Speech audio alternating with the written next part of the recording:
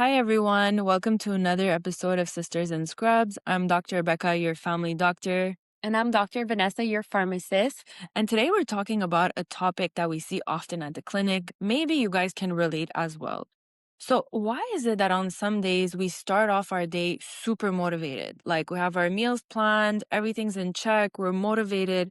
And then it's 8 p.m., we're at home. And then the first thing we want to do is go in our pantry and grab whatever we can see, whatever we can get. And we feel like it's a lack of discipline, a lack of willpower, and then we get very disappointed. What if I told you that it's not a lack of discipline, but it might be the fact that you take too many decisions in one day that is setting you back? So let's break this down. So, decisions that you have to make throughout the day. You have to decide on what to wear, what to answer, what to prioritize, what to eat. So, all of these things at the end of the day can mentally exhaust your brain. So, this is called decision fatigue. It's when you're having to make too many decisions. So, by the end of the day, your brain is just exhausted and you want to go for something that is easy, that doesn't require a lot of effort, which is not always the most optimal option and doesn't necessarily always align with your health goals. So, this is why it is a very common topic when patients come to us and tell us, I've been good all day, but my problem is more at night. It's not necessarily a personality flaw. Sometimes it's having to make too many decisions throughout the day. I would say the main key when talking about weight loss is having to reduce as many decisions as possible to make sure that we're able to achieve our health goals. So, what do we mean by that is it might be a bit counterintuitive, but it's to try to be as boring as possible. And sometimes that's not fun, right? Because we want to try new recipes, we want to try new things, we want to be fancy in whatever we're cooking, whatever we're eating. So, ideally, when talking about meals, again, we want to reduce as many decisions as possible. So, stick to 2 to 3 breakfasts that you eat on repeat. Ideally, for meals like lunches, having a time in your week when you're able to prep your lunches ahead of time.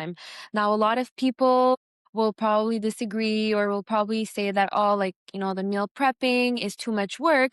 But at the end of the day, you're having to make one single decision and reap the benefits of that for the whole week. So again, it's having to reduce having to make decisions every single day. What am I having for lunch? What am I eating? Am I having enough protein? You're doing everything ahead of time to make sure, again, to facilitate things for yourself. And that's what we want. And talking about, let's say, snacking, removing comfort foods if it's something that you're having to see every day and you can't resist those comfort foods. And again, everything in moderation, right? We always prone about the 80-20 rule. But if it's constantly in your face, it's only human nature to have to give in to those temptations. So why not reduce those temptations or reduce accessibility so you're not always having to constantly make that decision of what to eat, what not to eat, what's good for me, what's not good for me. And what we see often, especially in our daily lives, when you have a busy lifestyle, when you have kids, when you have to take care of a family, you want to reduce those decisions as much as possible because when you come back home after work, you don't want to decide at that point what you want to cook, what you want to eat. And obviously, when you get to that point and you have nothing ready at home, you're going to start going for the easiest things that are possible and they're not always the healthiest choices. So when you're, like she said, when you're going to take one decision at the beginning of the week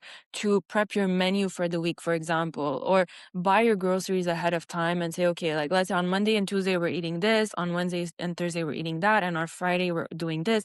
That way you avoid eating things that are not necessarily healthy, ordering out, going out too much to the restaurant, just because those options are more accessible and faster, but they're not necessarily what are going to get you to your goals. Exactly. And again, it's having an idea. You don't necessarily have to cook all your suppers and all your other meals ahead of time, but having an idea, okay, what am I having for supper this week? At least having an idea of what proteins you're having because again, if those decisions are not made ahead of time, that's when we see kind of the weight loss is sabotaged, right? So a lot of our patients also, in terms of the food logging, sometimes that becomes an issue. So they tell me, I'm busy throughout the day. I don't have time to weigh my food. What I usually suggest to them is do your food log the day before. So the night before, literally prep your day and know what you're having. Because if you know what you're having the next day, then again, you're reducing decision fatigue. For example, you can, if you're having the same breakfast every day, or if you know what you're going to have for breakfast, then just entering your breakfast for the next day. You've already, let's say, prepped your lunch is already entered in. Now the other add-on would be your supper. So depending on what you're going to have for supper, you could either add it the same day, or again, if you want to add it the day before.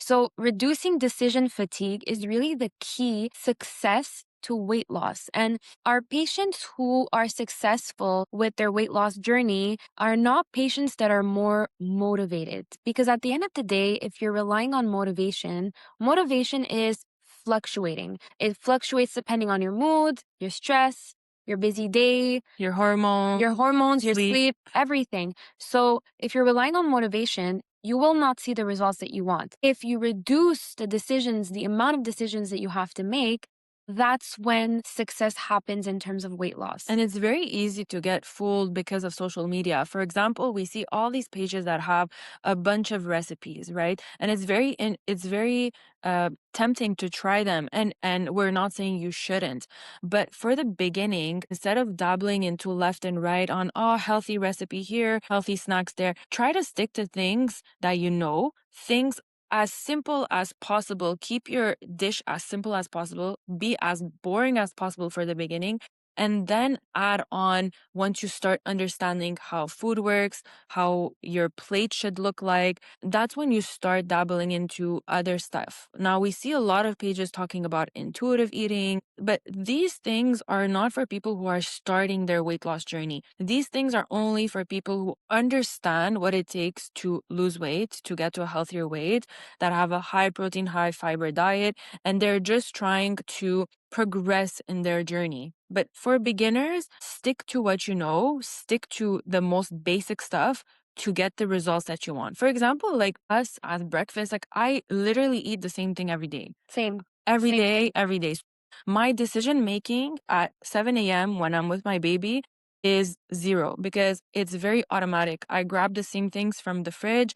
I know the quantities that I have to put in. I have no decisions to make in the morning. Like, I'm not waking up to say, what do I feel like eating today? Should I have a toast? Should I have eggs? Should I have yogurt? Like, my breakfast is Greek yogurt, protein powder, almond butter, fruits. That's about it. Same breakfast on repeat. Same thing for me. I have the same breakfast, either a smoothie with, my protein powder, with my fruits and my spinach, or I have eggs with some Greek yogurt and some fruit. So it's the same quantities, it's the same breakfast. And honestly, I look forward to it every morning. So again, it's not to say that we want you to have chicken and broccoli every single day. We can add a few varieties, having maybe 2 or 3 meals on repeat. But if you're constantly having to change recipes, try new recipes, again, you're adding more stress on yourself. In terms of the intuitive eating that she was talking about, intuition is built. You gain intuitive eating. You don't just have it. For a lot of people, for most people, like she said, in the beginning of your weight loss journey, you need to understand nutrition before you develop intuition. You can't just kind of eyeball or freestyle and kind of just go about, okay, like, this is how I feel, because nutrition is more complex than that. The human body is more complex than that. And especially when you're starting your weight loss journey, you're starting with your strength training, you really want to make sure that you're fueling your body properly, because otherwise your body's going to start working against you as opposed to with you. So all this to say that weight loss is not always about willpower. It's about reducing decision fatigue, making sure that you're having to make the least amount of decisions as possible. Obviously, food tracking is going to be important in the beginning because, like we said, you can't develop intuitive eating without understanding nutrition. So you need to understand your macronutrients, your micronutrients, your fiber intake. All of these things are going to be very important so that eventually with time, you can develop intuitive eating and understand how to formulate or make your plate, right? So another thing that we also recommend our patients is to have a few staple foods at home. So having a grocery list, and every week you should make sure that these staple foods are in your home. So you have your plain 0% Greek yogurt, which you can use to do many, many recipes. You have your eggs, your egg whites, you have your cottage cheese for those who like cottage cheese, making sure that you have a variety of fruits, berries, veggies, and having at least 2 or 3 types of protein at home: chicken, meat, fish, whatever you prefer, depending on your restrictions. So, in terms of different types of foods that we should have, meals, breakfast, try to stick to 2 to 3 breakfasts on repeat, maybe 2 or 3 lunches on repeat, and maybe 4 types of dinners. Ideally, not to go over that because, again, the more variety we have, the more flexibility we have, the more difficult it becomes on us to make the optimal decisions.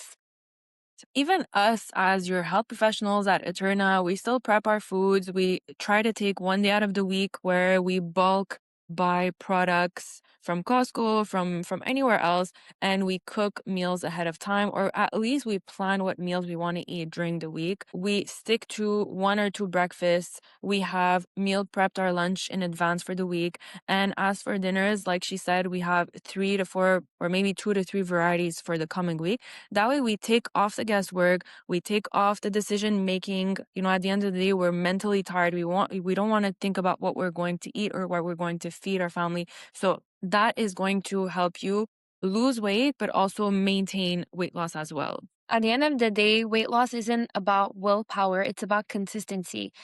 And consistency becomes a lot easier when you stop relying on motivation, but rather rely on a system or a routine. And that's what we do exactly at Eterna. So in the program, you have access to an application where you log in your food. What we suggest to our patients is to have a variety of, 2, 3 breakfasts, like we said, 3 lunches, and your supper during the week. And when you're logging this in, we're right there behind you to help you to achieve your goals. So we remove the guesswork. You want to make it so simple that failing requires more effort than actually succeeding. So thank you so much for listening in. We're excited to see you for our next episode.